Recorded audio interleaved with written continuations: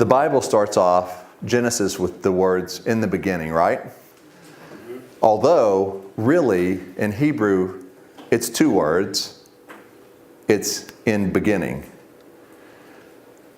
In a beginning, in the beginning, in beginning. I love the word a, if it's there, because as a person who used to be a fiction publisher and is a storyteller, there are so many stories, and they all have new beginnings. Each of your stories is in a beginning. Our world had a beginning. Everything has a beginning. And in the beginning, how does God introduce himself to us? He could have introduced himself to us. You know how a story is so familiar because once you know it and read it and read it and read it, you just have built-in assumptions, right? But really, God could have started Scripture introducing himself in any way. He didn't have to start creating. He could have said, in the beginning, let me tell you I'm the king. And you make me mad and you die. Got it? In the beginning, let's get it straight. That's how a lot of dictators begin. Or in the beginning, I am a rescuer. And so I'm going to rescue. In the first second of my story, I'm going to show you my ability to rescue or to teach or all kinds of things. But he didn't do that. He could have, and it would have been fine, but I'm glad he didn't. In the beginning, he first shows us that he's creative. He didn't have to start there.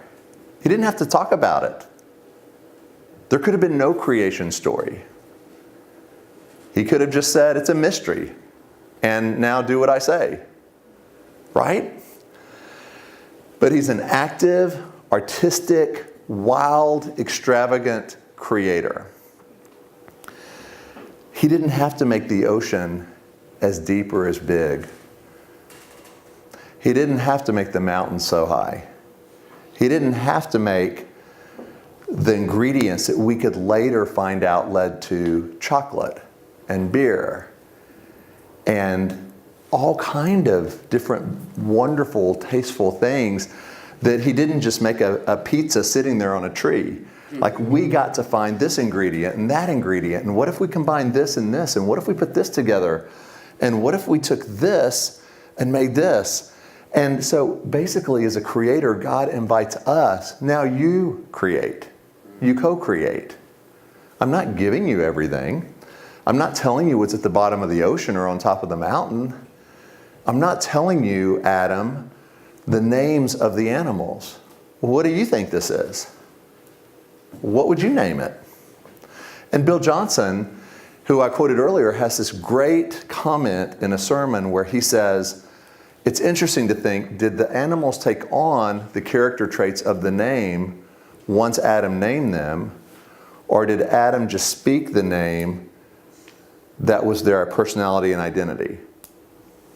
We don't know. But whatever was happening, it was super creative, super wild. I wish, of all the things in the Bible I could see, I would love to see not just the creation of everything, but I would love to see that time with Adam and Eve in the garden. What was going on when they walked with God in the cool of the day? With God in the cool of the day. How long was that? Was that thousands of years? Because nobody aged, nobody died. From the moment you created Adam, God created him, he was a man. He wasn't a baby. If a doctor had been there, he would say this man had lived 22 years. But he'd only lived 1 minute. When he creates trees, a scientist would say that tree's been there 5,000 years. No, it was yesterday. Which makes you wonder about dating of all kind of things. Right? Because God's creativity isn't bound by our measurements. He's an active, artistic, wild, extravagant creator. And in the first sentence in Hebrew, God names himself Elohim. That's the name he gives himself. If you're, like nowadays, there's so many ways people have speed dating and these quick encounters where they meet and have a few minutes to get to know each other. Well, those people think really carefully how they present themselves. They only have a few words, a few minutes. How does God present himself in the first chapter of Genesis? Well, he's very careful too, and he says, I'm Elohim. Elohim is a Hebrew name that conveys creative power fused with authority and sovereignty. So the name of creator means, yes, this is creative power, and it's got a fierce authority and sovereignty and beauty that God brings. That name is used 32 times in the first chapter of Genesis. Do you think he was trying to get a point across? 32 times? But notice he also didn't create alone. God always creates in relationship as the Trinity. I want to read to you something really interesting from Proverbs chapter 8. And this is, I'm going to read it to you and I'll see what you think about it, and I'll let you tell me a little more about how you would interpret it.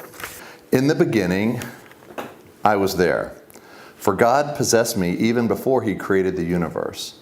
From eternity past, I was set in place before the world began. I was anointed from the beginning, before the ocean's depths were poured out, and before there were any glorious fountains overflowing with water. I was there dancing. Even before one mountain had been sculpted or one hill raised up, I was already there dancing. When he created the earth, the fields, even the first atom of dust, I was already there. When he hung the tapestry of the heavens and stretched out the horizon of the earth, when the clouds and skies were set in place and the subterranean fountains began to flow strong, I was already there. When he set in place the pillars of the earth and spoke the decrees of the seas, commanding the waves so they wouldn't overstep their boundaries, I was there close to the Creator's side as his master artist. Daily he was filled with delight in me as I playfully rejoiced before him. I laughed and played, so happy with what he had made, while finding my delight in the children of men.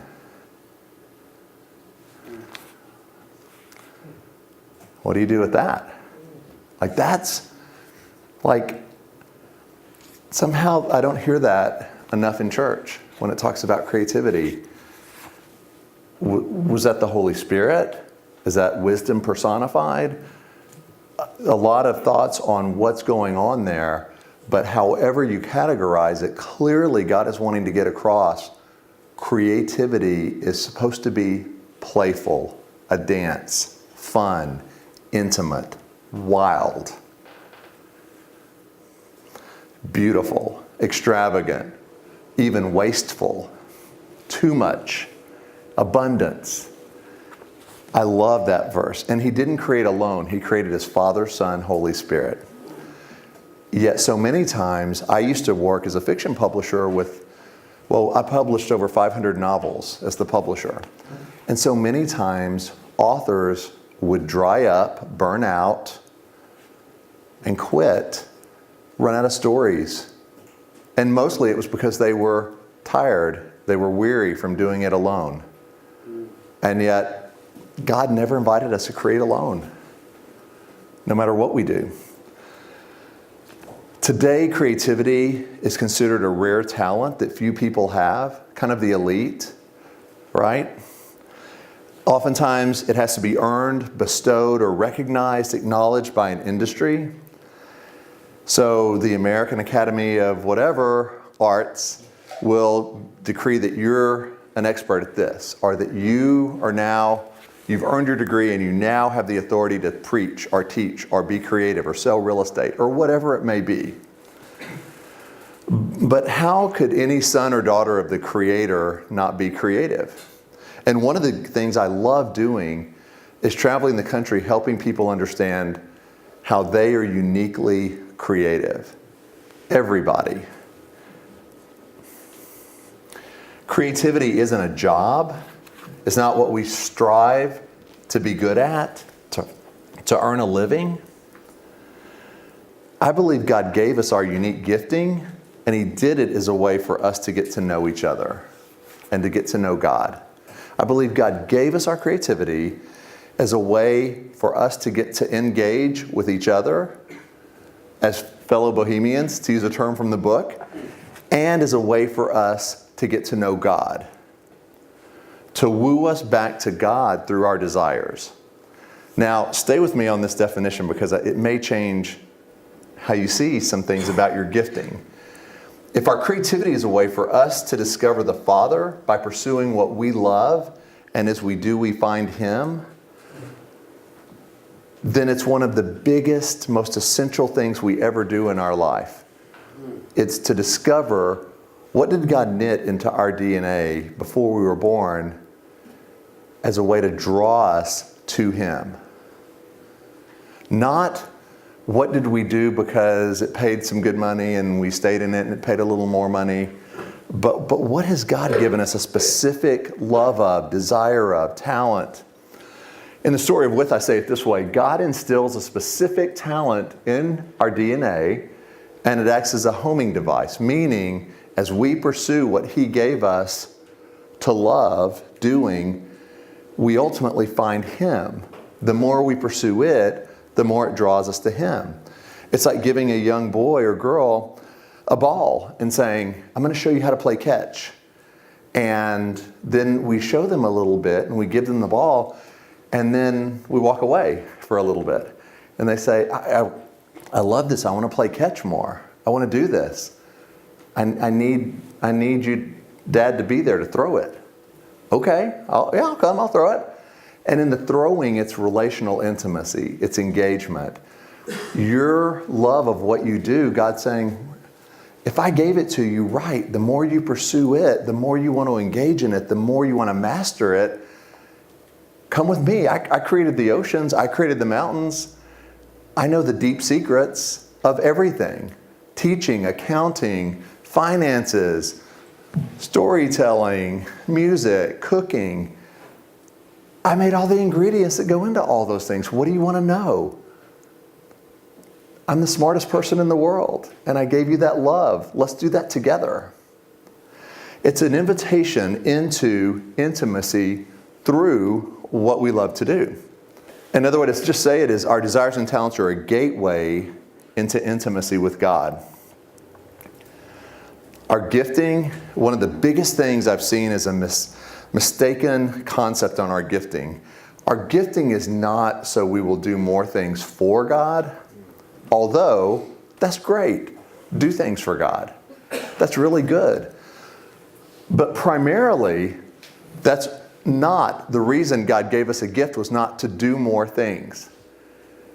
Here's your gift. Now go get busy and do more. Work hard. Make it happen. Come on, make it happen. That's not God. God gives us our gifting primarily, foundationally, first, so we can do things together with Him. It's an invitation to get to know Him through the creativity that He bestowed on us as a creator. And now as co-creators, we come alongside God in what we love to do. Now, maybe what you love to do isn't what you can earn a living at. I get that. But there's still ways to pursue the things He gave you as a gift in a deep, intimate way with God. So this may not be your job that you get paid for. May not. But do you know the things God gave you that you love? For some of us, it's been since boyhood or girlhood that we've even thought of those things. The world slowly stole it away. And why did the world slowly steal it away? Well, it is a broken world. But a better question may be, why did the enemy steal it away? Because the enemy came to steal, kill, and destroy. Why did the enemy steal our desires and our dreams and our gifting?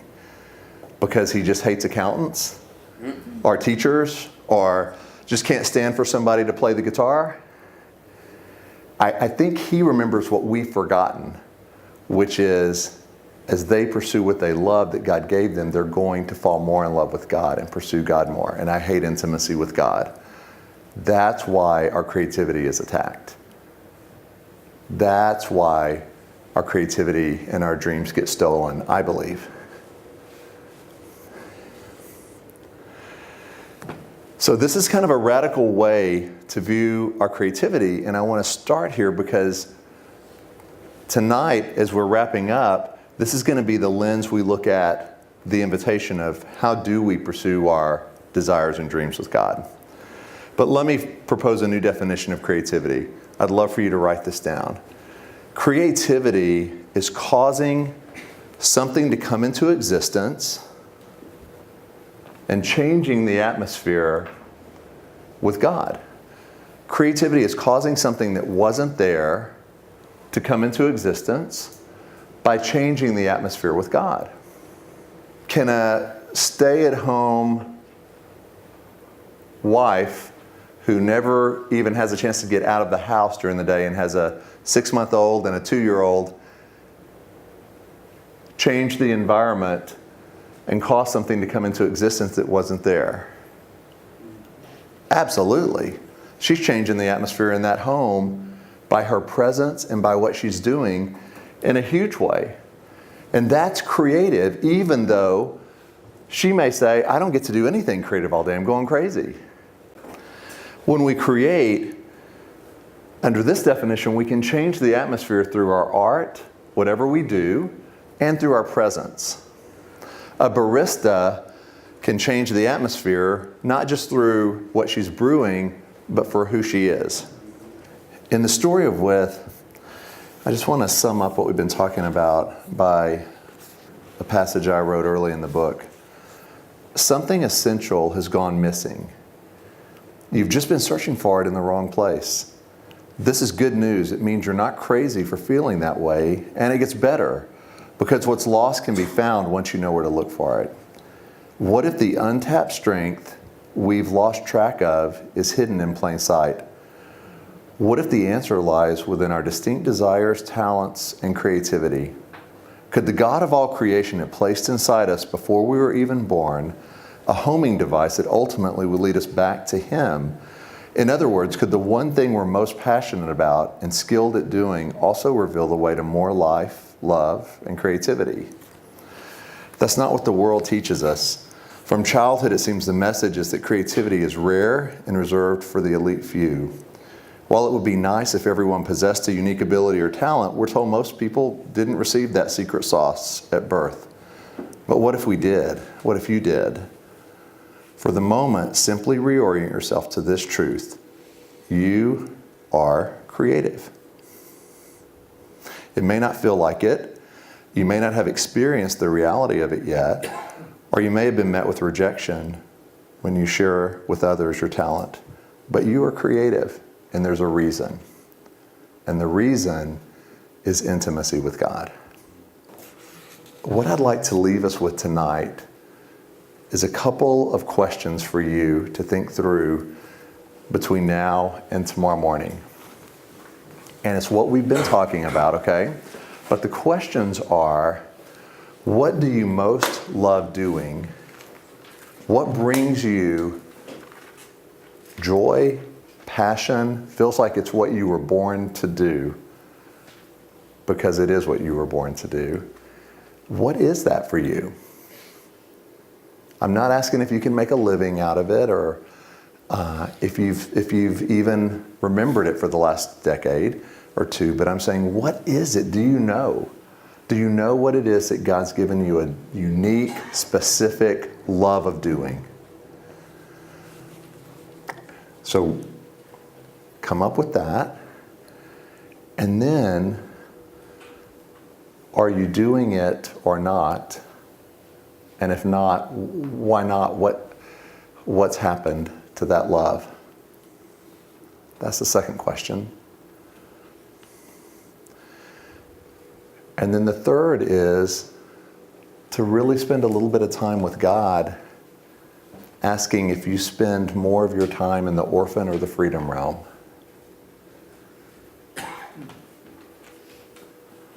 And if it's the orphan realm, we're going to talk about how to get into more freedom tomorrow. in terms of not just desire, but actually doing it.